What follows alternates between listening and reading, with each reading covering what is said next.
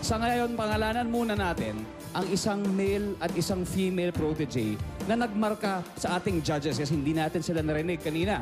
And we'd like to find out na bawat isa sa kanila kung sino ang top 2 sa kanila base sa performance na ginawa ninyo ngayong gabi.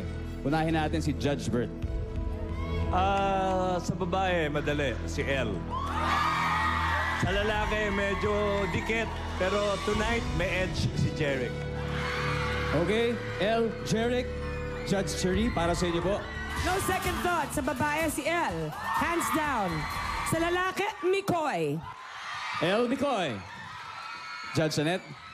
Well, of course, si Elle sa babae. Sa mga lalaki, si Jeric tonight. Elle and Jeric. Judge Joey. Hindi ko alam kung nagkataon lang na parang parehong tililing yung nagustuhan ko. Siguro dahil tililing din ako. Si Elle at si Jeric. Okay. Protege Nation, Elle, Jeric, got 3 votes. Pero inuulit ko ito ay base sa performance na ginawa niyo ngayong gabi, okay?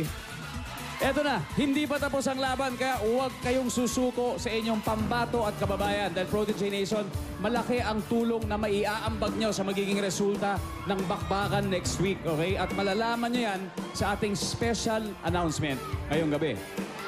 Eto na, 1 linggo ang magiging botohan. Ibig sabihin, simula ngayong gabi hanggang sa susunod na linggo, sa second part ng final battle ay pwede na kayong bumoto. So inuulit ko, 1 linggo ang botohan starting tonight. Kaya keep on voting. Sino kaya? Kina Sandra, Ruru, Elle, Mikoy, Bea at Jeric ang makakamit ng total grand prize ng 12 million pesos at ng inaasam na artista break. The exciting and intense culmination of the final battle happens next week.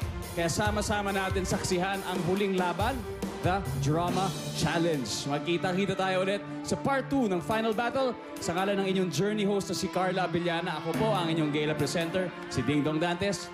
Good night, Protege Nation.